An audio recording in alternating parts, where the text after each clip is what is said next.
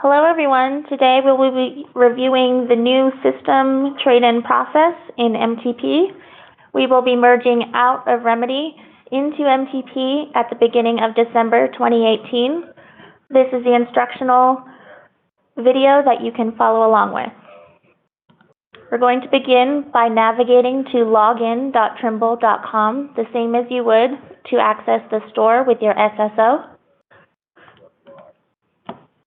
And click Sign In.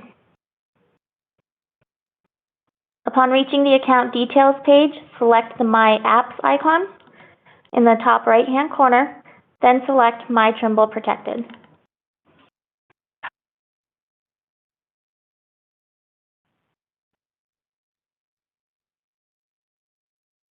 Give it just a moment to load.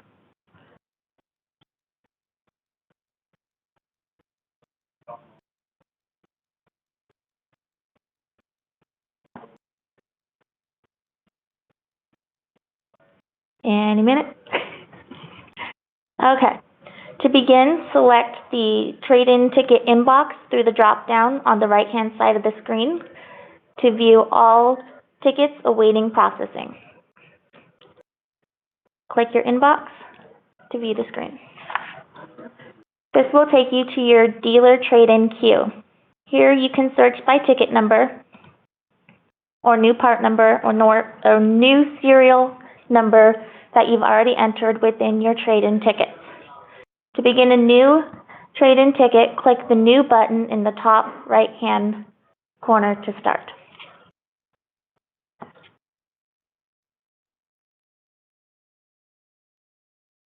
You will then be routed to the trade-in ticket creation page. This tab consists of the customer type, whether you are a dealer or a service provider, your Oracle ID. All of this should be automatically filled out. If it's not, please reach out to your nearest sales support representative for assistance.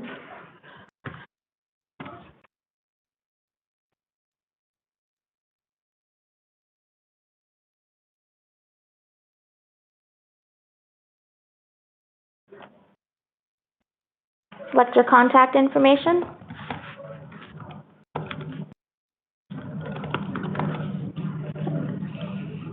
You can enter in any of your end user information. Should it be your invoice to the end user, you can reference that here. Anybody you would like to have CC'd on any email addresses or any emails that we send out, you can list that here. This is the attachment section. This is where you will list any proof of destruction photos, invoices, and so on. Just click Find Attachment. Find it within your computer, double click, and it will upload. Next, click the Trade-in Information tab. Each ticket is validated by bulletin number. This means only one bulletin number can be used per ticket. This is in complete opposite compared to Remedy. In Remedy, we would list multiple bulletins per ticket on each line that you entered the trade-in information on. It is different in MTP. You can only use one bulletin per ticket, but you can list as many lines as you would like. So start here on the bulletin number field. Type in the bulletin number. Use the lookup field and select your bulletin. Go ahead and look up your salesperson, your sales rep.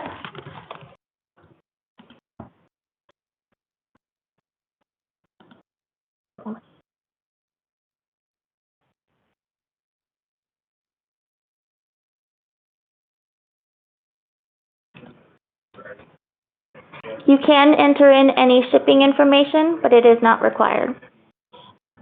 This can be filled out by the logistics team if you send in any trade-in units. Next, select the trade-in details page.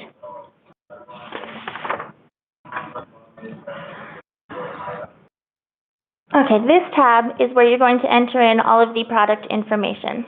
You're going to start by entering in the new serial number of the product that you have just purchased. Use the lookup, and it will find your part for you. From here, it should enter in your new part number and the sales order associated with that new serial number.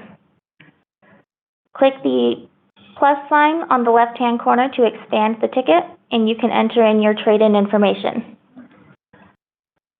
Over here, under disposition, you can mark whether you will be destroying your trade-in tickets, returning the units, or not returning them at all. Under trade-in type, you can select Trimble product or non-Trimble product, whether it is an internal product from Trimble or a competitive part. For Trimble, we will look up the serial number for you, and it should fill in the trade-in model information. Brittany, do I, as a dealer, enter the discount amount that I know that I received on that order? You will not be entering in the discount amount. This should auto-populate at some point in the future, and this field should not be used by the external customers. Okay. From here, this is all the information that we will be needing. You can put in your requested credit here. And if you would like to add in any additional lines, scroll down the page and click Add Rows. And start the process again.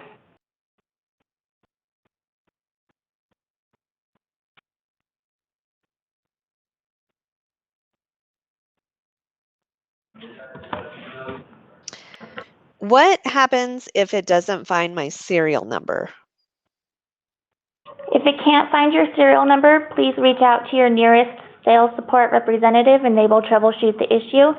All new purchase sales serial numbers, should be able to be located within MTP. If the system tells you that your trade-in serial numbers cannot be found, please ignore this error message. This is an internal reference note when we are processing the ticket only. You do not need to worry about that. Okay, requested credit. We will be destroying this one. Click the expand button to enter in our competitive products.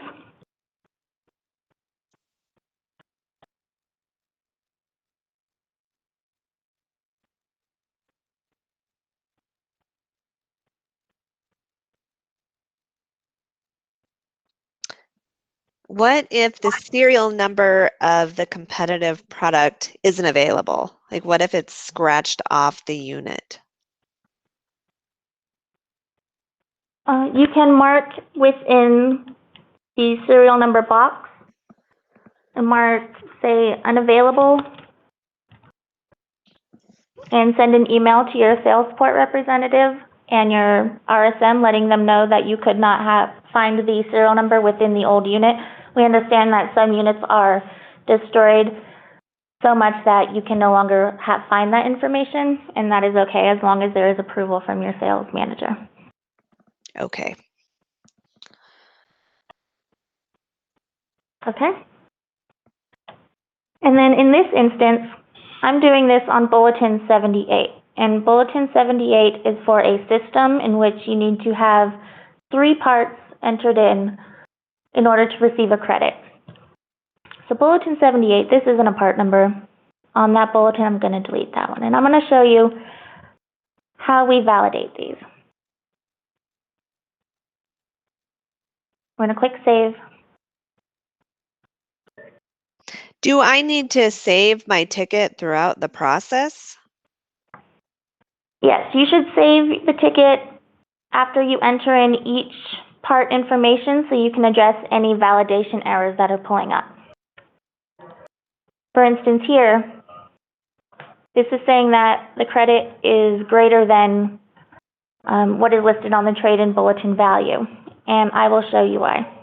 There are 3 parts that are needed for this bulletin, and the credit will only be associated with one of those parts. For Bulletin 78, you need 2 SPS parts and one tablet or controller. The credit will be associated when you enter in the tablet or controller. So we're going to enter in 2 more lines.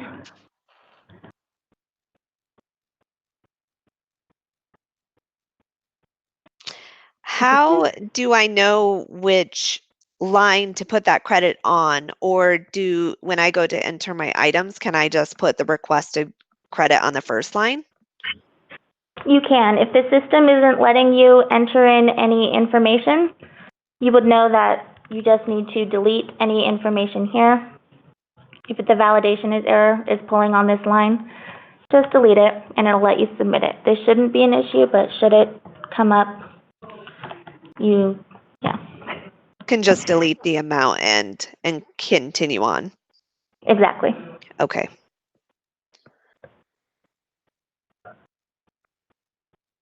Okay.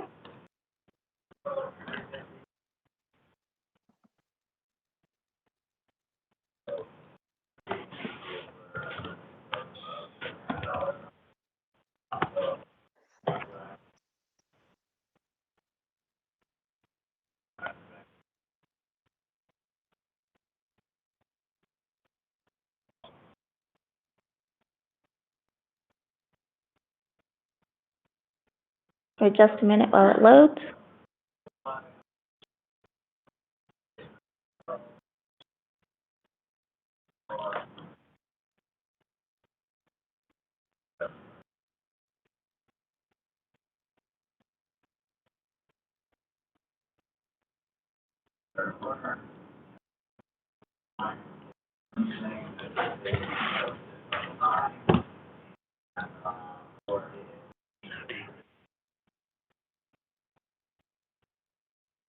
Okay, so in this instance, since it can't find the serial number, you would reach out to your nearest sales support representative.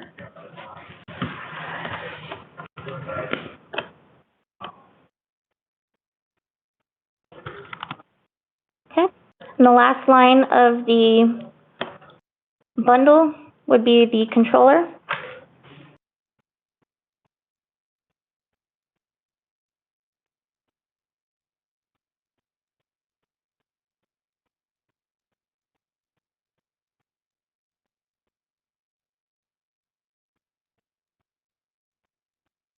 Oh, I actually typed that wrong.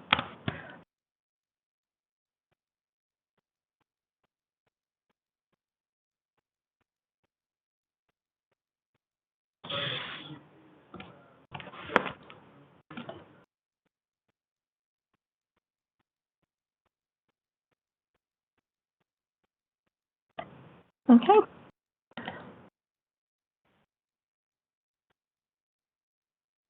We're going to say expected credit of $8,000. That is the maximum value on the bulletin. We're going to click save. So I have a question. Based on unable to find the serial number, and you reach out to your sales support representative, what is it that they can do, and how do we solve this in this record? They will reach out to logistics and look in Oracle and reach out to the shipping department to see if there was something that might have been labeled incorrectly, because this is a manual process on their end. And are you required to go back in and correct this record to include that serial number after you find the information? Yeah, once it's been fixed, should the serial number change or should the system change, something will clear it out so that you can enter in the information within the ticket. Okay, thanks. So notice that we have entered in all 3 components of the bulletin now. You have both of the SPS parts and the controller, and the credit is associated with the controller. So you need to enter in all 3 before the credit will pull. From here, you address any error messages that are pulling. Should the sales order date be pulling incorrectly or something, and move on from there. Once you're done, you can click submit.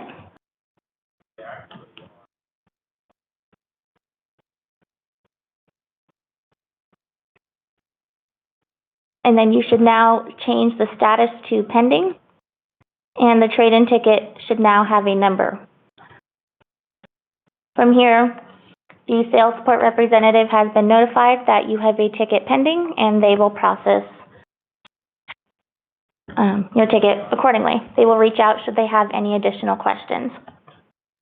Some additional functionality that we offer is the ability to pull reports based on any tickets that you have submitted. You can use the advanced search function. Go to the top of the page. In the drop-down, it should... Brittany, can I back up one step? I saw when you were entering those new lines, the field called option key. What do I use that for? I don't believe that was in Remedy. Yes, so if you have a bulletin that references an option key, like the GCS programs, then you would reference that you are trading in a 3D to 3D program. Should you have the part number for your new option key, you can look this up here. And the search function will reference this part number that you search against the sales order that you have listed earlier on in the ticket. So if I were to put in an option key part number here, it would pull against sales order 887423. We recognize that you don't know your old option key part numbers, so this is a free text field. Just reference whether this is a 2D system or a 3D system. Okay, great. Okay, and for the search functionality, click the drop-down, select trade-in ticket.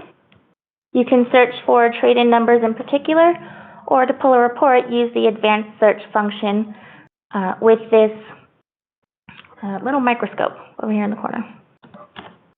That's not a microscope. Magnifying glass.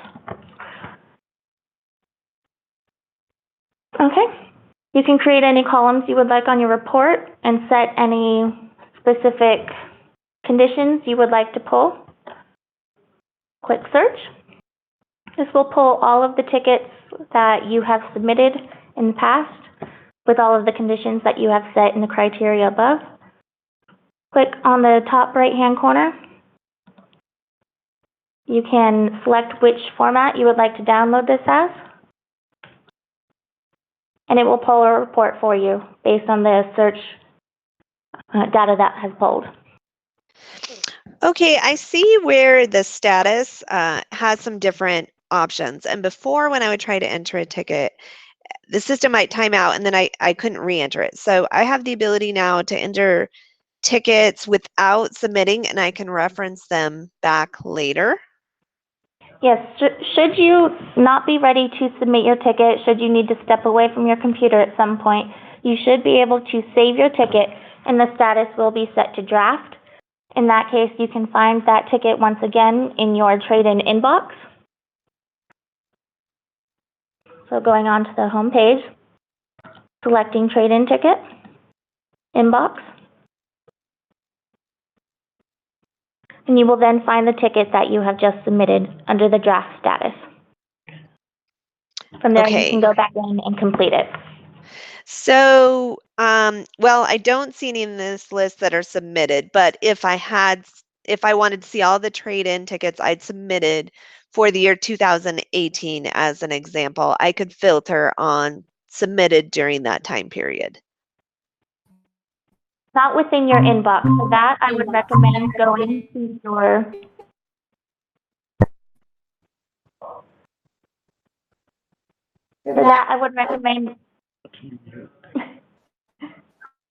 just a second. There we go. For that, I would recommend going to the advanced search and setting your criteria of what you would like to pull. And from here, when you click search, you can see the dates that it has pulled. So in your inbox, it should only show the tickets that are pending processing. Okay, great. And I'm able to select a criteria that says I was given this credit amount with those associated completed trade-in tickets, right? I'm allowed to select on that criteria? Yeah, so you can add as much criteria as you'd like. The select field is all Okay. listed here. I see that now. Great. Yeah. So searching through here, you can put the criteria as specific bulletin numbers, as a specific date range, as specific credit amounts, and so on and so forth. You should have everything here. To add additional fields or remove them, use these features here. And then these are the columns that you can add and remove that will pull on your report. Great. Okay.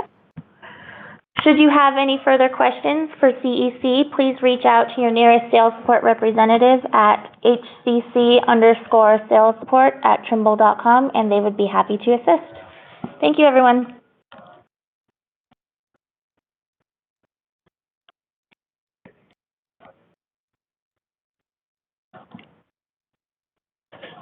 Okay.